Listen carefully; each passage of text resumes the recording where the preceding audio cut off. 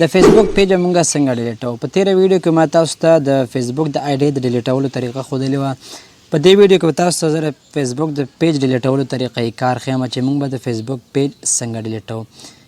ډېر داسې ملګري دي چې هغوی 2-3 پیجونه ځان له جوړ کړي خو بیا وروسته هغه نشي اداره کولی، نشي سمبالولی، نو غواړي چې هغه یو پیج ترې ډیلیټ کړي. نو په دغه ویډیو کې به تاسو ته د پیج ډیلیټولو طریقه کار ښیم. ویډیو تر اخره پورې وګورئ، چینل در سره هم سبسکرایب کړئ. زه د ویډیو پر طرف باندې تر څو دغه طریقه ستاسو ته پریکټیکل په موبایل کې وښیم. تاسو به راشئ په خپل موبایل کې به فیسبوک کولاو کړئ، چې څنګه مو کولاو کړو دې ځای کې به تاسو خپل پیج کولاو کړئ، کوم پیج چې تاسو ډیلیټول غواړئ. نو ګورئ زما دغه پیج دی، دا ستاسو په مخ کې زه کولاومه.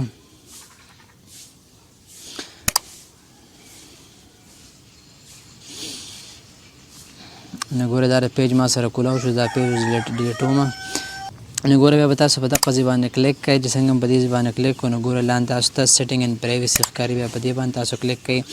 بیا به تاسو په دې سیټینګ باندې کلیک کوئ. چې څنګه په دې ځای باندې کلیک کړو نو معمولي به تاسو لاندې دا سکرول کوئ. دې ځای کې به تاسو په دې اکسس ان کنټرول باندې بیا کلیک کوئ. چې څنګه په دې ځای باندې کلیک کړو نو ګورئ ډیکټیویشن اینډ ډیلیټیشن، بیا به تاسو په دې ځای باندې کلیک کوئ.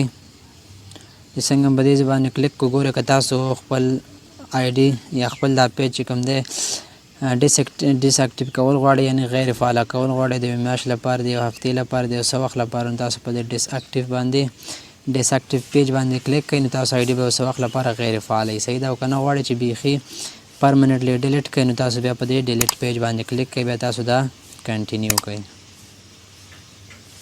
چې څنګه هم کنټینیو کړو نو دا به تاسو بیا په دې کنټینیو باندې کلیک کوئ. څنګه په دې باندې کلیک کړو نو بیا به تاسو بیا په دې کنټینیو باندې کلیک کوئ.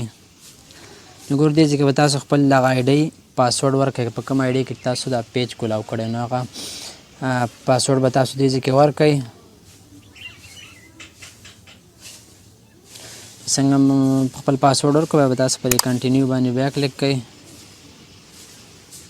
نو ګورئ دلته وایي چې تاسو خپل پیج ډیلیټول غواړئ، نو بالکل موږ خپل پیج ډیلیټو. بیا به تاسو په دې کنټینیو باندې کلیک کوئ. نو ګورئ په دغه نوم باندې زموږ دا پیج دی، زه دا پیج ختمول غواړم. نو ګورئ بیا به تاسو په دې ډیلیټ پیج باندې کلیک کوئ.